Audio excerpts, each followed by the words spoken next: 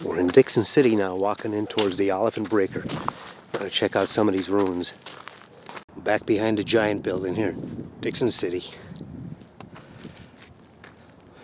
Looking down the tracks, actually up the tracks, up towards Olyphant. Those two bridges. A lot of graffiti on this, made out of concrete. One of the bricks here with some initials on it. I have to look that up. Some kind of metal piece of machinery here from the mining operations, all initialed by the explorers that came down here before us. Little door on the side here, whatever it is. Somebody piled it up there with bricks inside. Some kind of machinery here on the outside there, moving mechanisms.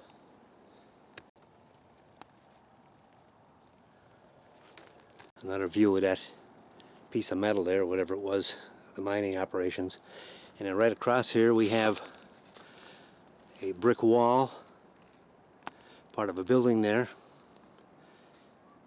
and that metal, the machinery there, and I-beams sticking up all the way down, and bricks like those buildings in here. This was probably not wooded at all back then. And straight ahead we're walking towards some more concrete and metal coming up out of the ground. A badly twisted I-beam here with bricks inside it, and we just walked over something made out of concrete. You see underneath there, all part of the breaker and power plant. Not sure what started where, what ended where, but we're on the trail right now. Looking down that crevasse.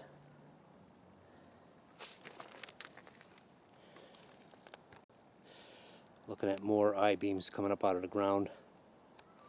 So this whole area was building.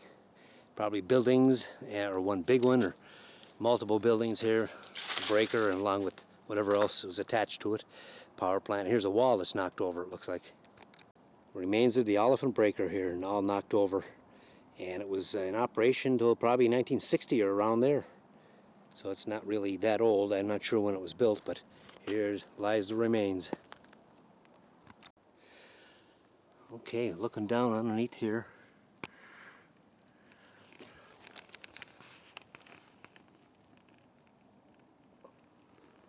Underneath the remains of the breaker.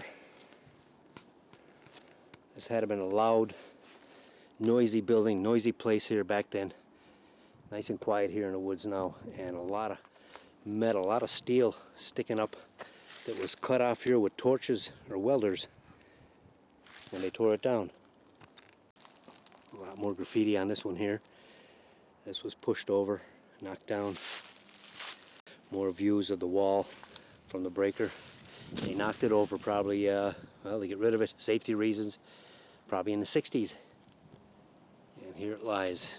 It actually bent the concrete right here when it hit the ground falling down. Looking in that window now on the side. Don't know if we're looking at the floor right there or the ceiling. But it was definitely some kind of a window. More rebar inside the concrete. All concrete walls pushed over down here. Even have trees growing out amongst them, in between it. Wrapped right around it right there. All the debris here, and that concrete is circular. Whatever that was, we're gonna have to get some old pictures of this place. See what it looked like when it was intact. Wow, lots of concrete here and bricks. Looking at some metal here that folded up on itself when they knocked this over. Tons and tons of concrete though. This had been a really big breaker. Looking underneath the fallen wall of the breaker where somebody had a campsite, little campfire going, but you can walk all the way back in there. Not a mine, just the walls of the breaker that was knocked down. And there's the fireplace. There's that arch again, made out of concrete, whatever this thing was, this part of the breaker. And more artwork down there from QT, that guy who signs everywhere he explores.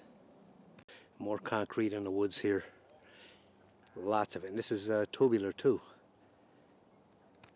Looks like whitewash paint on this concrete here, but all these remains are made out of concrete. Okay, we're at that clarifier here. Big gear, concrete in the middle, and a lot of initials from QT and his gang.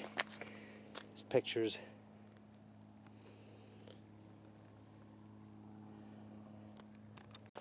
The small gear to turn this big gear at one time. Probably not too long ago, probably in the 60s. A lot of slag here and muck, mud, everything down here. Definitely you could tell it was a mining area. And somebody deposited a lot of tires here too. Not from the mining. Possible location of a pump house.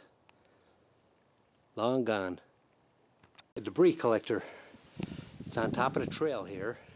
And I guess when trains go over, I'm not sure how often, they probably drop debris and they want to keep it off the trail.